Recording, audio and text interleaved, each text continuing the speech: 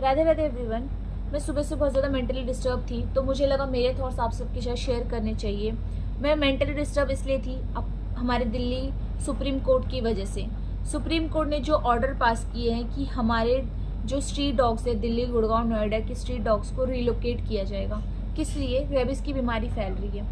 But rabies की बीमारी के लिए डॉग्स का रिलोकेट होना ज़रूरी नहीं है।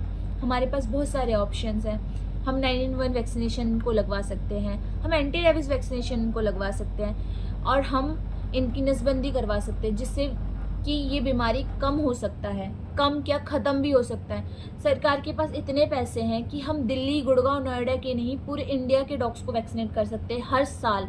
और अगर इनको 2 टाइम खाना दिया जाए, सुबह और रात को, तो ये डॉग्स किसी को बाइट नहीं करेंगे। जब ये भूखे होते हैं, जब वो ये अंदर से बीमार होते हैं, तब ये बाइट करते हैं, या कोई इनको परेशान करता है तब ये बाइट करते हैं। क्या डॉग्स को जब पत्थर मारा जाता है, जब डॉग्स के रेप होते हैं, क्या हमारी दिल्ली गवर्नमेंट हो या कोई भी गवर्नमेंट आज तक कोई स्टेप लिया है इन लोगों ने? तो एक मतलब रेबिस की बीमारी को रोकने के लिए हम बेजुबान के साथ गलत क्यों होने दें? हमें इस टॉपिक पे ज़्यादा से ज़्यादा वीडियोस बनाने चाहिए, ज़्यादा से ज़्यादा टैग करना चाहिए हमारे सुप्रीम कोर्ट को। दिल्ली के लोगों को नहीं, मुझे लगता है कि हर लोग को अभी इस टॉपिक को लेके हमारे डॉग्स को सपोर्ट करना चाहिए, क्योंकि उनके पास ज़ुबान नहीं है, वो बेज़ुबान है। हमें बचपन से सिखाया जाता है कि बेज़ुबानों की सेवा करनी चाहिए, जिससे भगवान तक खुश होते हैं। मुझे ये चीज़ नहीं समझ आ रहा कि भगवान ने हमें ताकतवर बनाया है, इंसान को सबसे ज़्यादा ताकतवर बनाया है। दैट नॉट मीन्स कि हम अपने ताकत का गलत फ़ायदा उठाएं, इस तरीके से बेजुबानों को परेशान करें, उनकी आज़ादी छीन लें। दुनिया में कितने सारे केसेस आने लग गए हैं कि लड़कियां लड़कों का मर्डर कर रही है, खून हो रहा है, कहीं पे रेप हो रहा है, कहीं बदतमीज़ी हो रही है, लड़कियों को गलत निगाहों से देखा जा रहा है, लड़कियां कहीं बदतमीज़ी कर रही है।